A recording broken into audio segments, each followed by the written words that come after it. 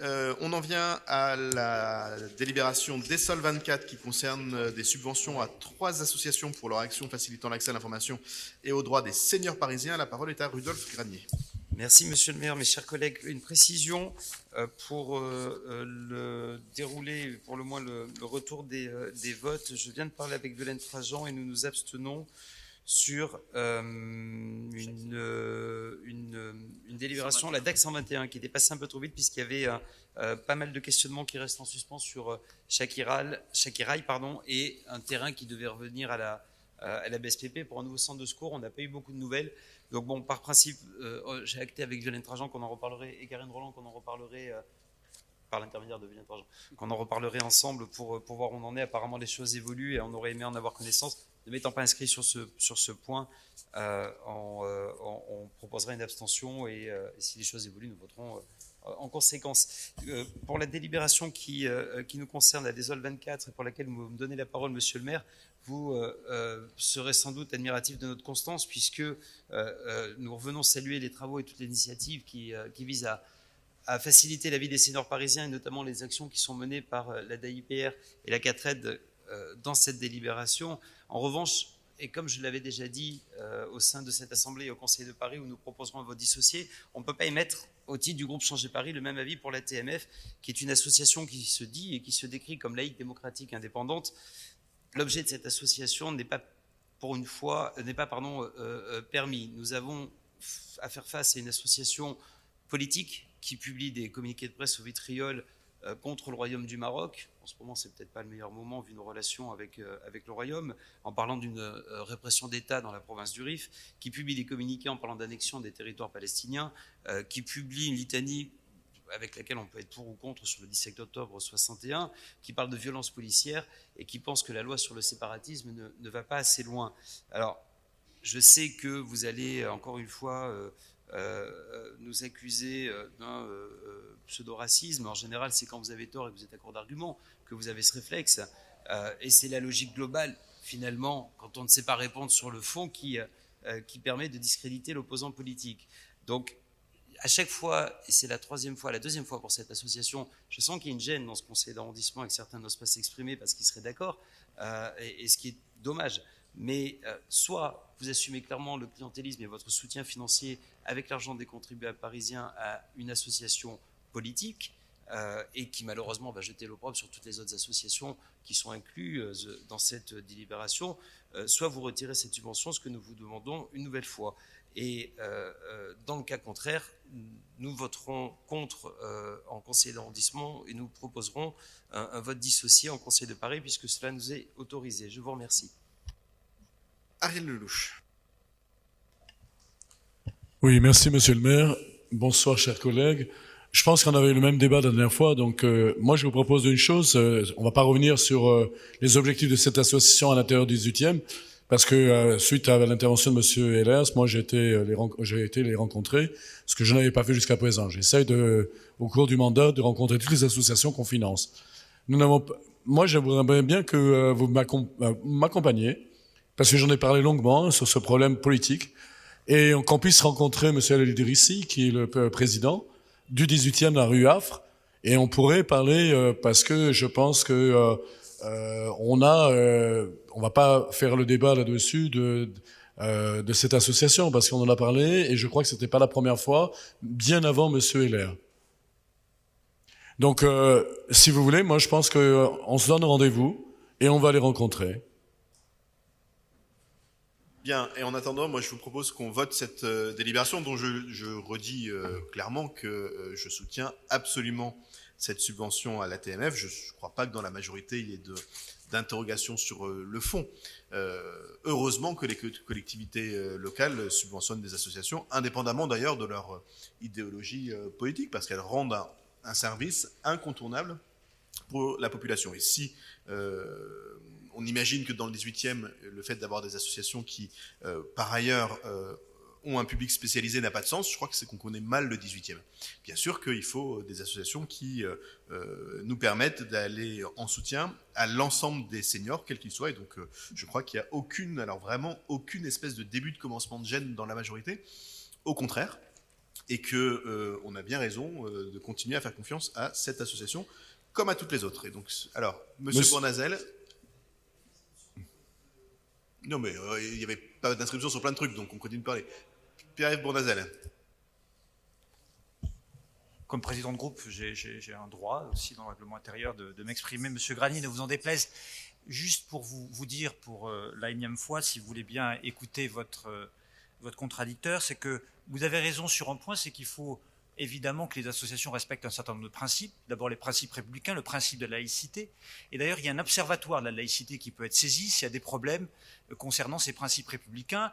Et notamment, je crois que cet observatoire a été saisi pour une autre association, la FASTI, et je crois qu'ils se sont rencontrés et qu'un certain nombre de précisions ont été amenées dans le travail de la FASTI, et les choses se passent bien maintenant. Moi, ce qui me pose problème dans votre intervention, Monsieur Granier, c'est que si je peux être d'accord sur vos positions qui critiquent un certain nombre de positions de ces associations, parce que ce que vous avez dit, je l'ai pas, ce que fait l'association, je ne le partage pas, par exemple, sur un plan politique.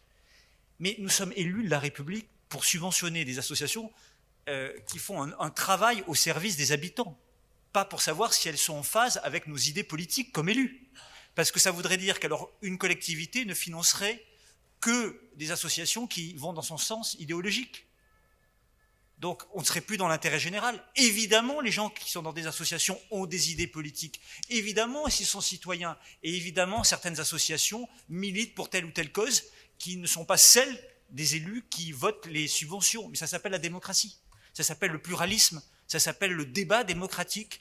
Et donc, à partir du moment où ces associations respectent les principes fondamentaux de la République et respectent le principe de laïcité, eh bien, elles doivent avoir la liberté de pouvoir penser, critiquer les collectivités, le gouvernement, prendre des positions politiques. Il n'y a que dans un pays où l'état de droit n'est pas respecté, qui ne respecte pas les fondamentaux démocratiques, où on va subventionner que des associations qui pensent comme l'élu qui est dans la majorité municipale ou dans la majorité nationale. Merci, Gérald Briand. Là, ils ne respectent pas les fondamentaux démocratiques, par exemple, ou républicains.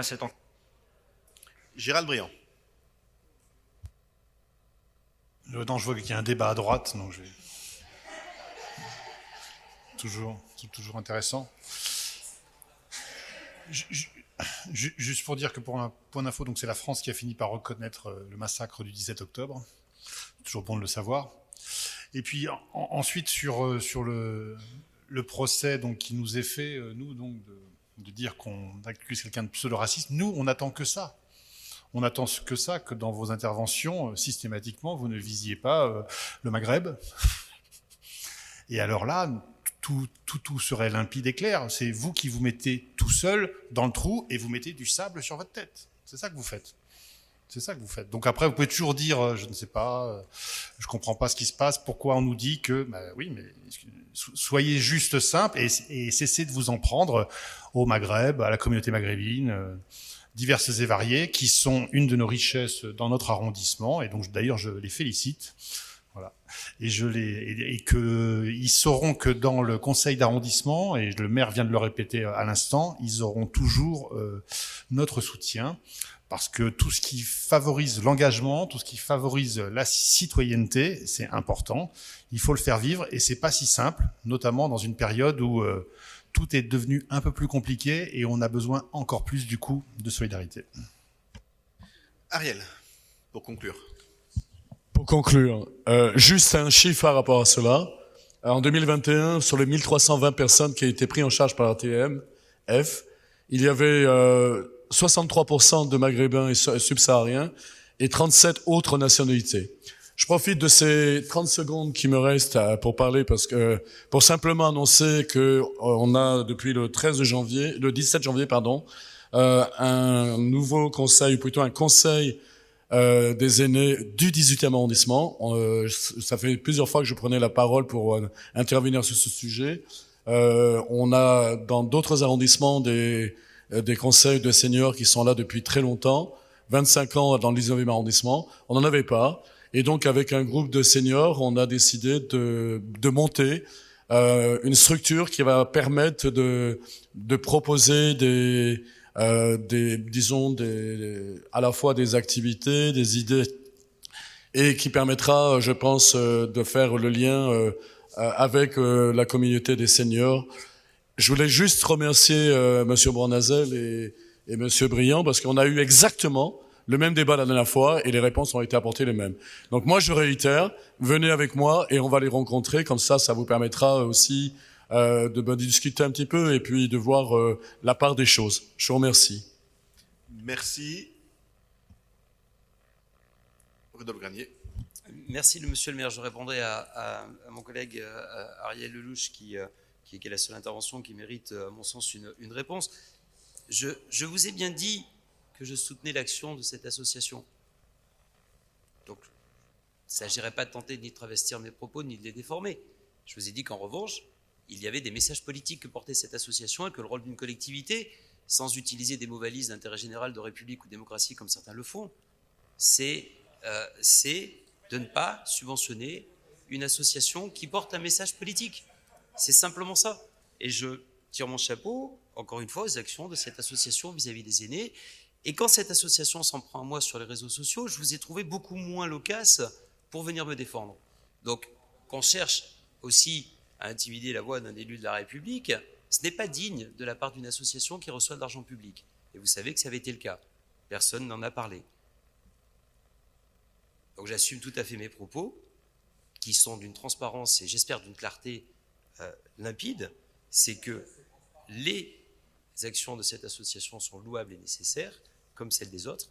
Les messages politiques qui sont associés à cette association, sur la base de l'argent du contribuable public, ne le sont absolument pas. Tout ceci est très clair. Merci. Je vous remercie de cette intervention, mais je ne suis pas un grand utilisateur des réseaux sociaux, donc je n'avais pas pris conscience de ces réflexions. J'imagine que vous aurez exactement la même réaction pour condamner le harcèlement sur les réseaux sociaux qu'a un certain nombre de vos amis, y compris des élus qui n'ont pas grand-chose à voir avec le 18e, auxquels des élus, y compris de votre groupe, y compris qui ne sont pas du 18e, procèdent en permanence par rapport aux décisions que nous prenons. Parce que entre nous, je trouve ça un tout petit peu riche qu'un membre du groupe Changer Paris à l'Hôtel de Ville commente les tweets des uns et des autres. Parce que s'il y a bien un groupe harceleur accompagné d'une bande de harceleurs, tous d'ailleurs sous des comptes anonymes qui pratiquent la haine sur les réseaux sociaux, c'est bien le vôtre. Et très franchement, recevoir des leçons de réseaux sociaux de votre part, ça me paraît totalement déplacé. Et tant que vous n'aurez pas condamné avec la plus grande véhémence les hashtags haineux que vous promouvez, je pense que vous feriez bien de vous abstenir de ce type de réflexion. On ne peut pas passer son temps à propager la haine en ligne et ensuite se trouver mal quand on en fait soi-même un tout petit peu l'objet. Donc moi je suis désolé, mais alors franchement que la droite parisienne se taise sur le harcèlement en ligne, vous en êtes un des principaux pourvoyeurs. Et donc je mets aux voix la DSOL 24 qui est pour, qui est contre, qui s'abstient, elle est heureusement adoptée.